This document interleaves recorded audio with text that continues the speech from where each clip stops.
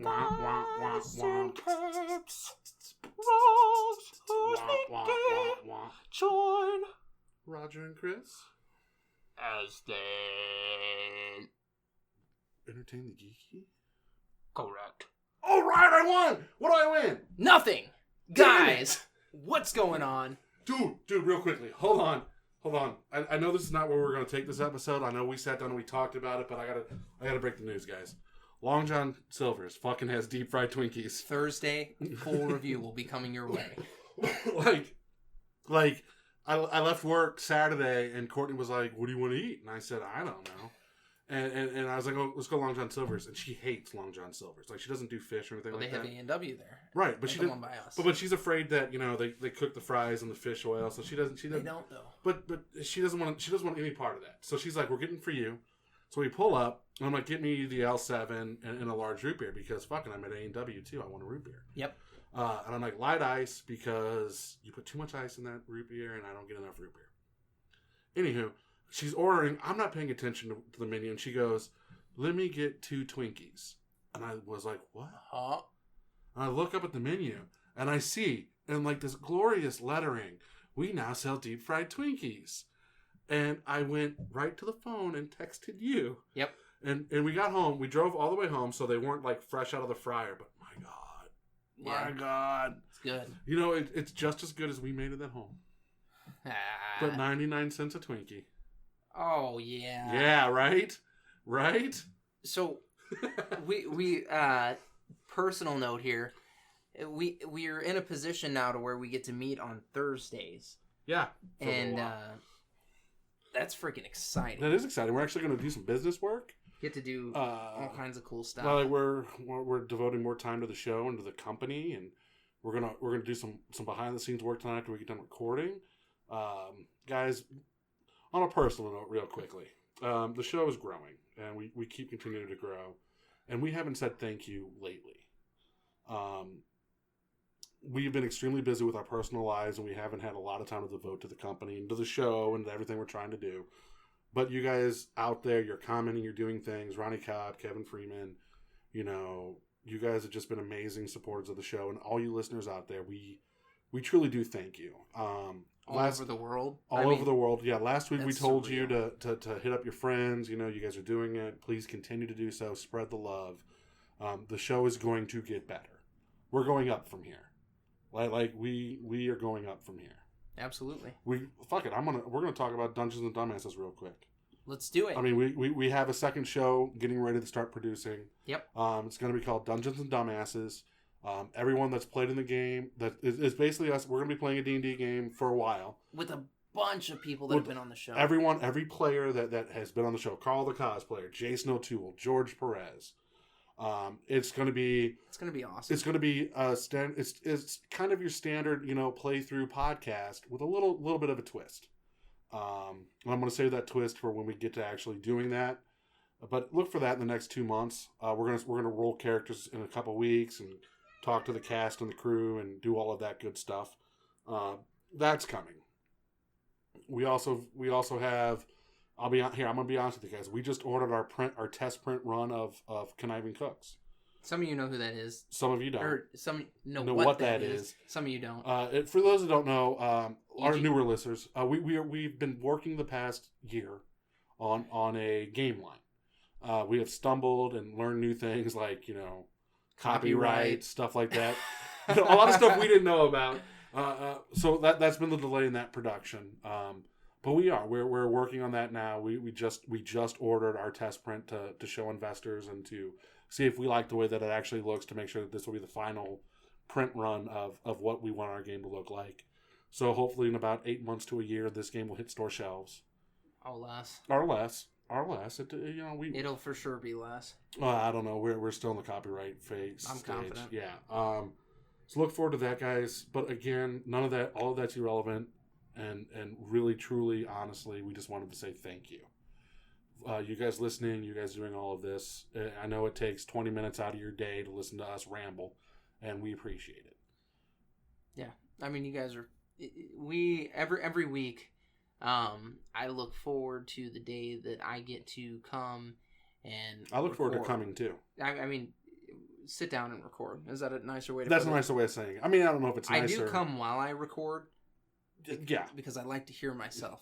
Like, I don't. I sound very, very nasally on the podcast sometimes. You don't actually sound nasally. I don't have a very weird, deep voice. I don't have a cool voice. I feel like my voice is annoying, but it's... I love doing it. I love doing it so much. Honestly, we would sit here and do this if no one was listening, but it's just cool that people are. Because we do this because we love, and I know we don't sound like it half the time, but we do love this shit.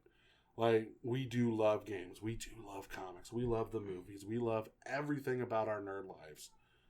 And we started this show as a way to continue our comic book shop conversations.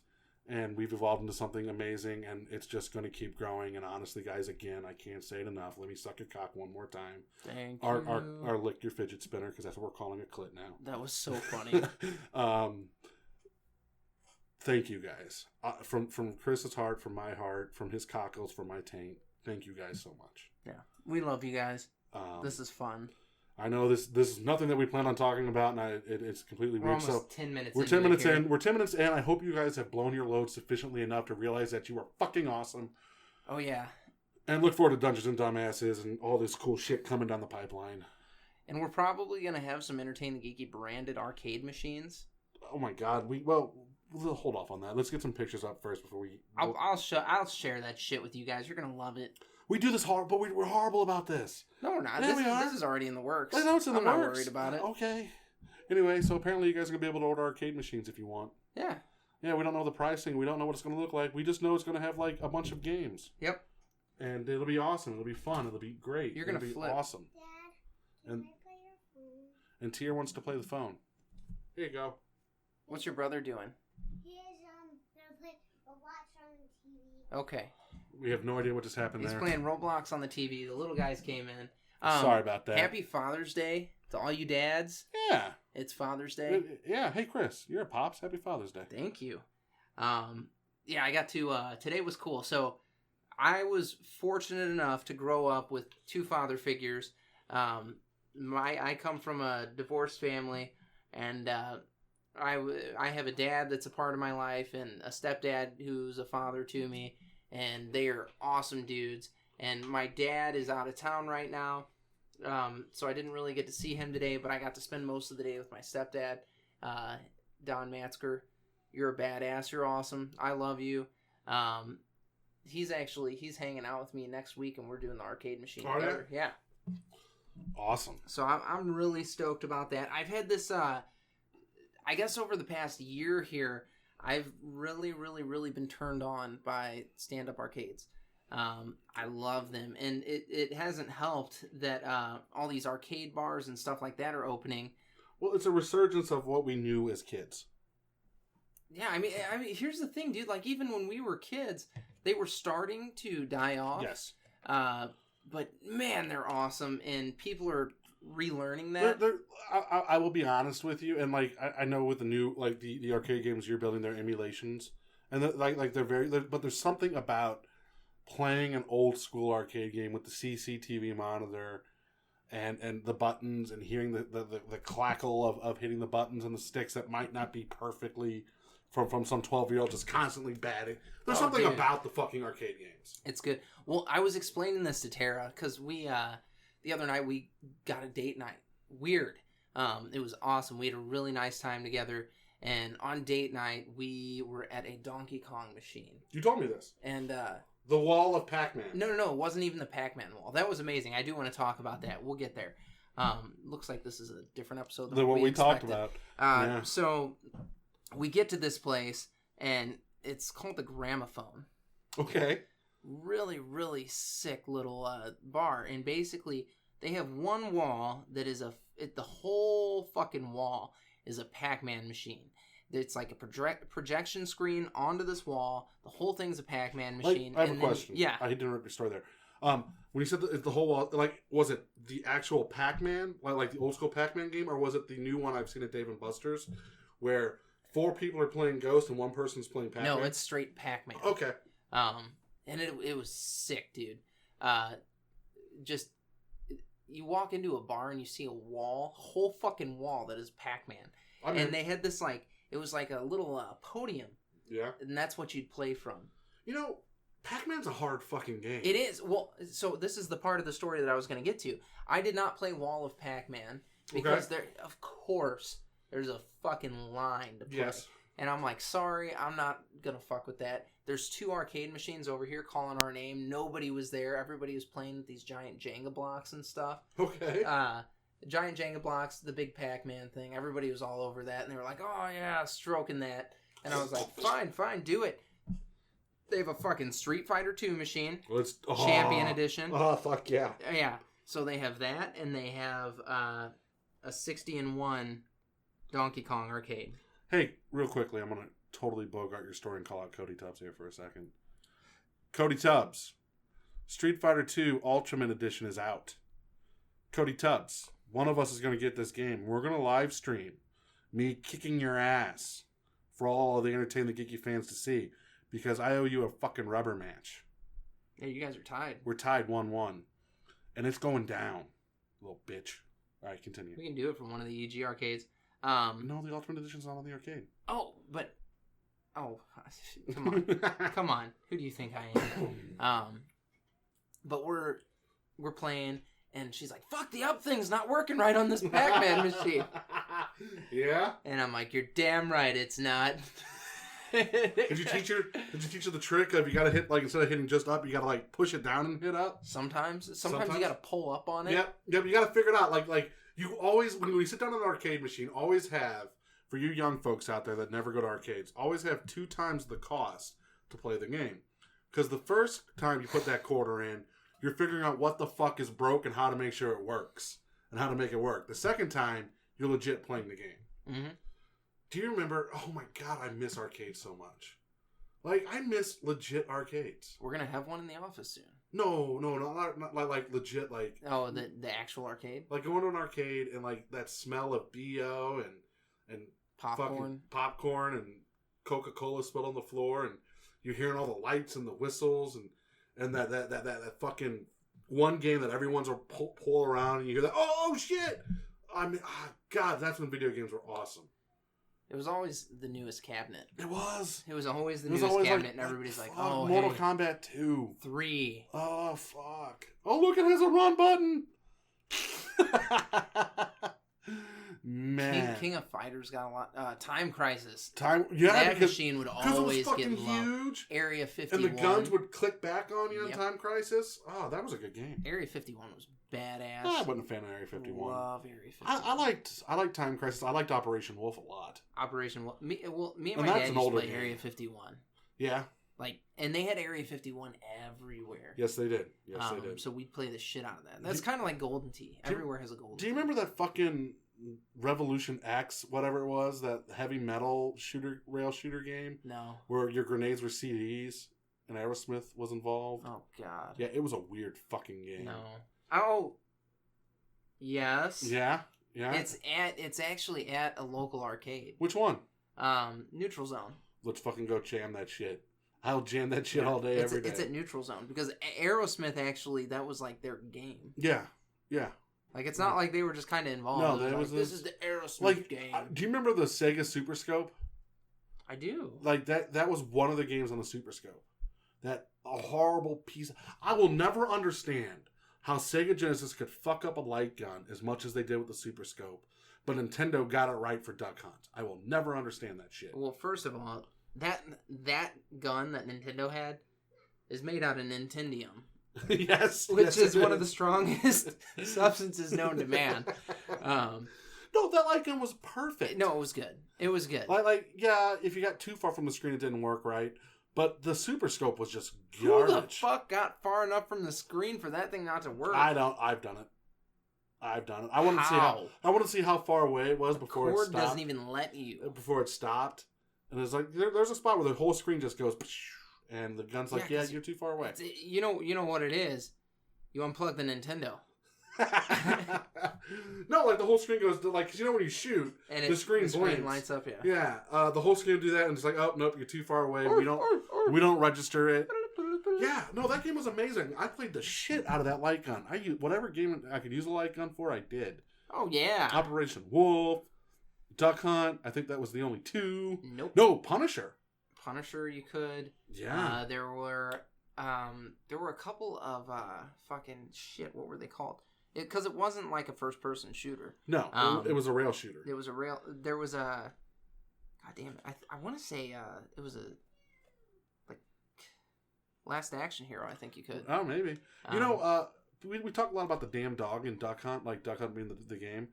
Do you remember the version of Duck Hunt? Like there was a sub game where it was clay pigeons. Yeah. That would shoot out and you try to hit those. Well, that game was awesome. There's another game where you're a cop training, and this actually is like a first-person shooter almost. Except you don't control where you walk. Correct. Right. And you're shooting like you're walking down an alley and a bad guy pops out. You got to shoot the bad guy. Don't shoot the kid. Shoot the bad guy. Right.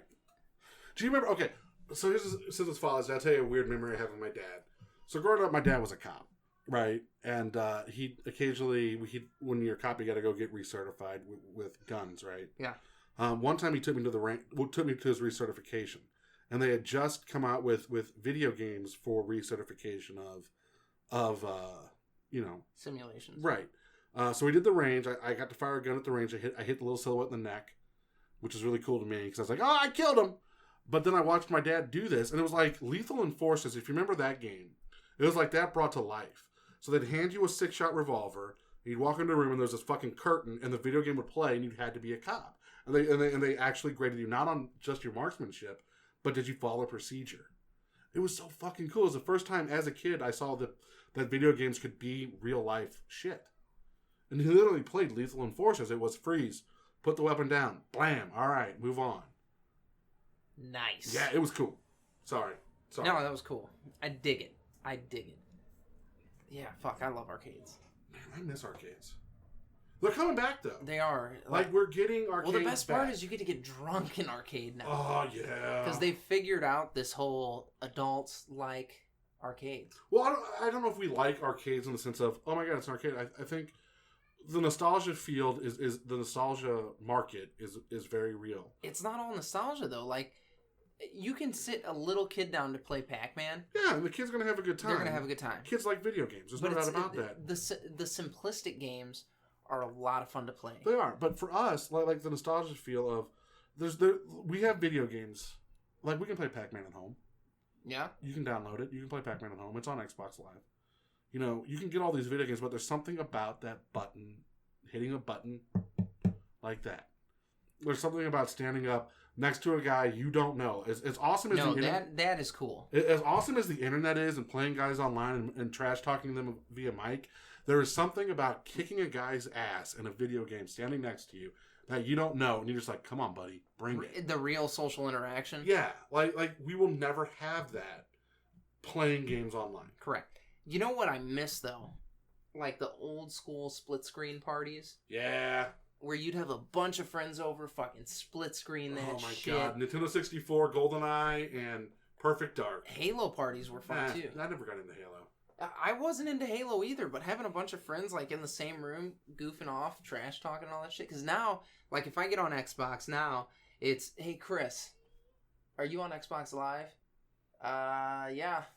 Cool, let's play together. Yeah, we're not fucking playing together. No.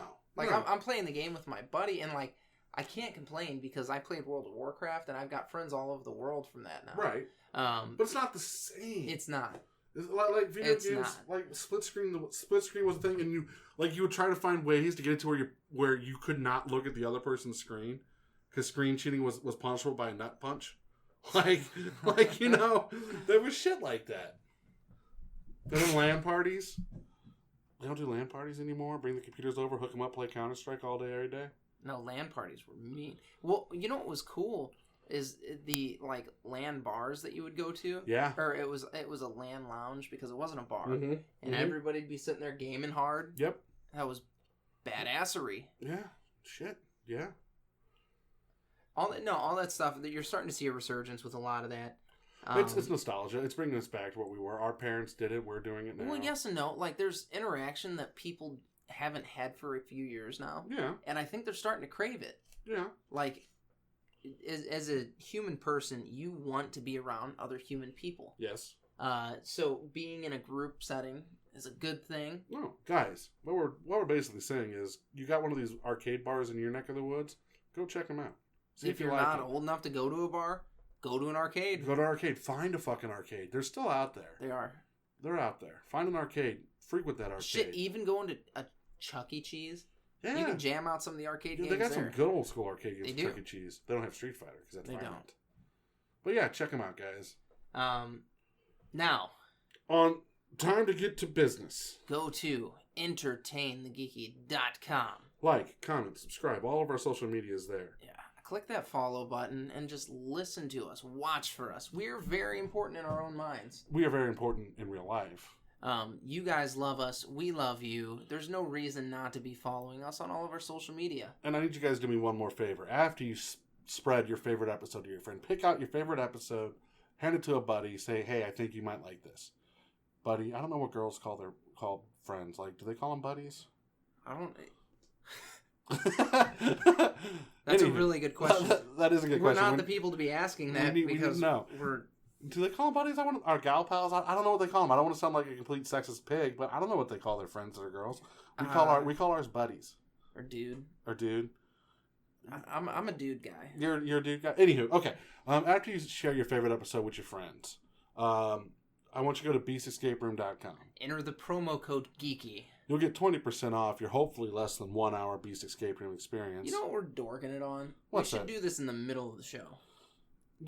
That way they have to listen to it. I think they listen to us. Guys, I'm going to do a test.